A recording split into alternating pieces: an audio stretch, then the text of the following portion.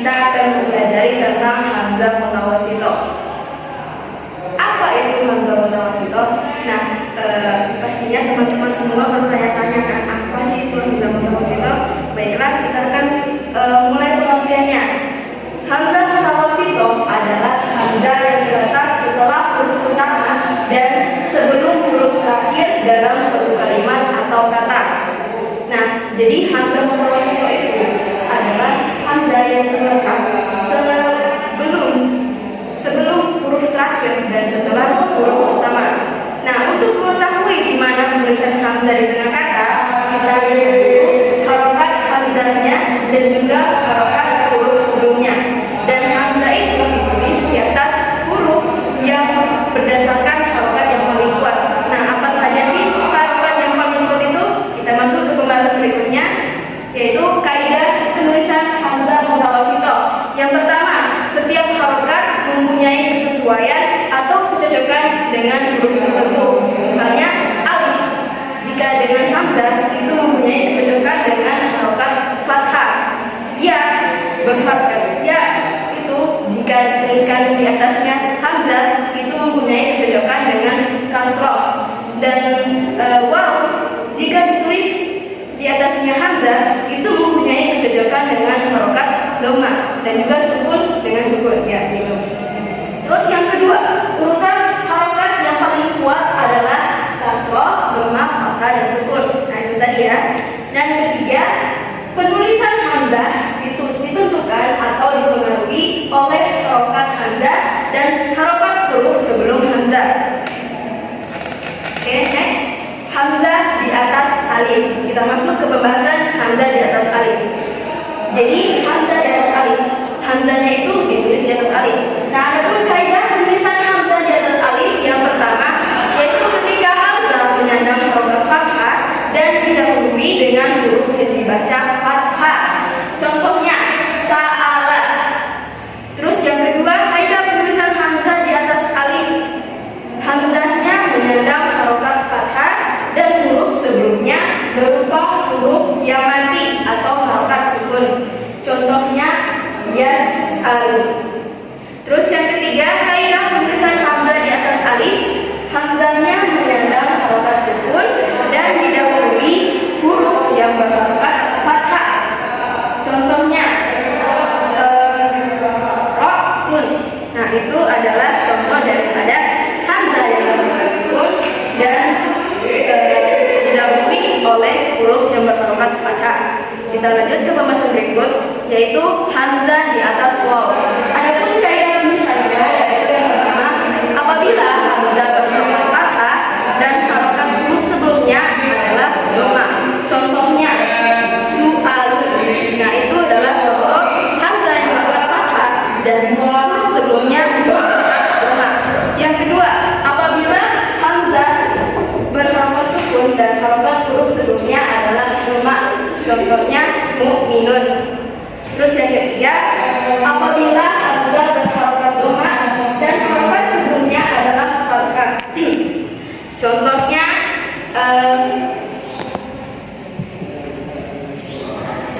yaqra'uhu. Nah, itu. Terus yang keempat, apabila hamzah berharokat dhamma dan terletak sesudah huruf yang mati. Contohnya absun. Nah, itu adalah contoh hamzah berharokat dhamma dan terletak sesudah huruf yang mati. Yang kelima, apabila hamzah berharokat dhamma dan harokat huruf sebelumnya adalah dhamma. Nah, ini contohnya adalah su'un. Lanjut ke pembahasan berikut, yaitu hamzah di atas ya. Adapun kaidah penulisan hamzah di atas ya, yang pertama, apabila hamzahnya berharokat kasroh dan sebelum hamzah berharokat fathah. Nah, yang pertama itu apabila hamzah yang berharokat kasroh dan sebelum hamzah berharokat dhamma. Contohnya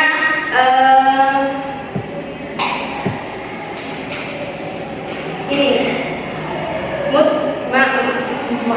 mutmainun. Nah, itu dia salah satu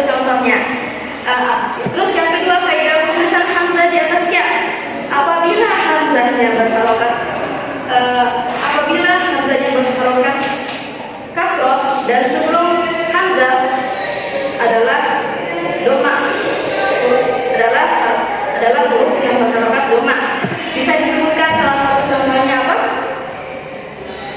Bismillah. Mantap. Terus yang ketiga, apabila hamzahnya berharokat fathah dan sebelum hamzah berharokat sukun.